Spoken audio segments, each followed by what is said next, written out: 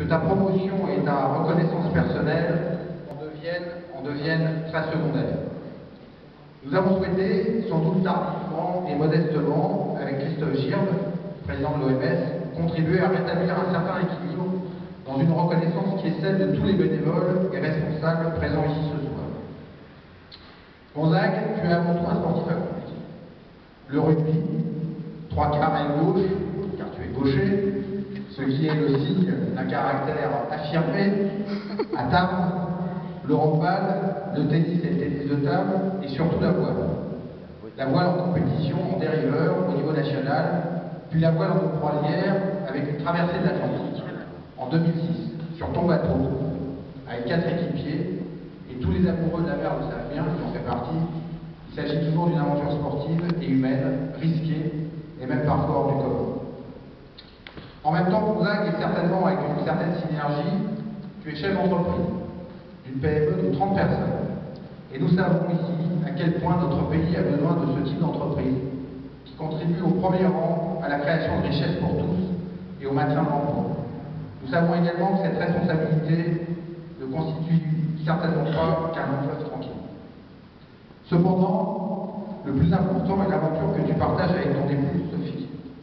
La création et le développement d'une autre entreprise, celle de votre famille et de vos 6 enfants, excusez du peu, pour lesquels vous avez choisi une magnifique éducation, celle de la culture, du chant et de la musique, et avec une telle réussite qu'elle devient à son tour une association, un témoignage et encourage d'autres vocations, en particulier pour nos jeunes. Quelle générosité, mon cher Gonzague, et quelle confiance dans la vie.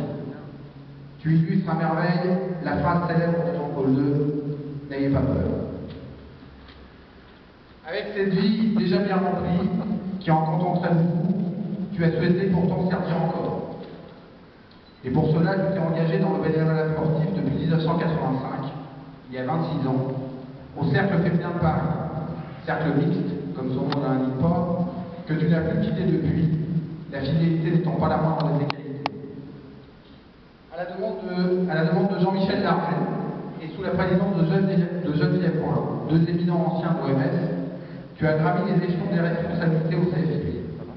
Trésorier, on ne se refait pas, dès 1994, puis président depuis 1997, tu animes là encore avec discrétion et efficacité, 2 qualificatifs qui résument bien, je crois, ton action.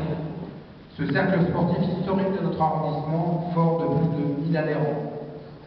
Et j'allais dire naturellement, car dans cette famille du sport de notre arrondissement, tout se construit ainsi, dans une certaine évidence, issue du temps passé et des actions accomplies.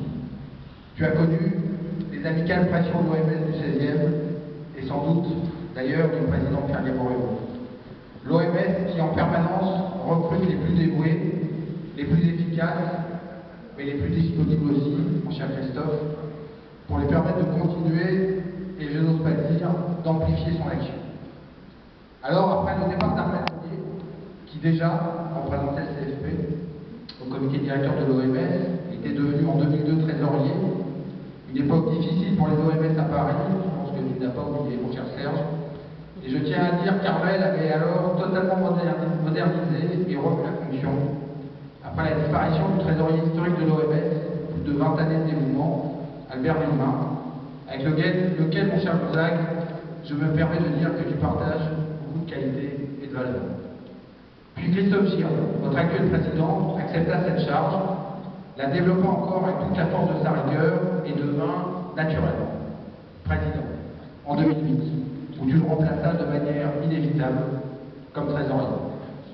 C'est donc, mon cher Gonzague, dans la lignée remarquable des trésoriers de l'OMS du 16e, qui finalement n'ont rien à envier à ceux qui furent secrétaire général,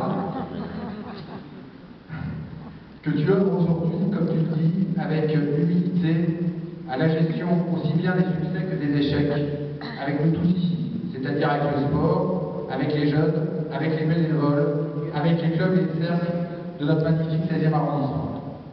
Alors, mon cher Gonzague, je peux te dire ce soir, devant nos amis réunis, que je suis particulièrement admiratif de ton parcours de vie et que je suis ainsi très honoré et très heureux au nom du ministre des Sports, de te décorer de la médaille de la jeunesse et des sports.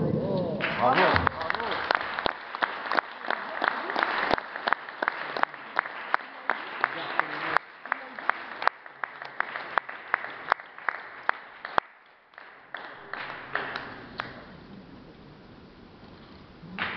Bravo.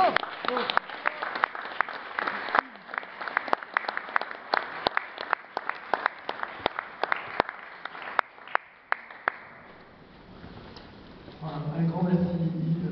Un grand merci à toute l'équipe de l'OMS et vous tous ici présents pour justement cette reconnaissance, effectivement, d'avoir donné du temps pour le sport. Et je voudrais en fait commencer par un remerciement très très particulier. C'est tout simplement à mon épouse Sophie, ici présente, sans qui je ne pourrais rien faire de tout ce que je fais, qui me laisse partir traverser l'Atlantique ou qui me laisse partir dans des réunions le soir pour le sport ou autres activités, et avec une grande bienveillance. Donc un grand merci pour elle. Sans elle,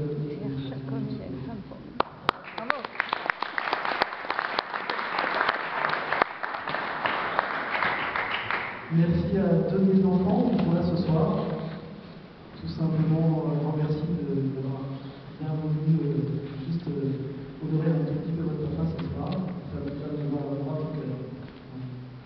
Autrement, il y a une seule ambition, que le plus d'enfants possible fassent du sport dans les meilleures conditions.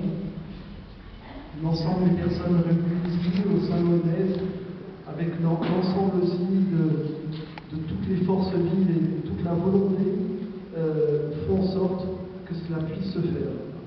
Moi, j'y apporte ma contribution et je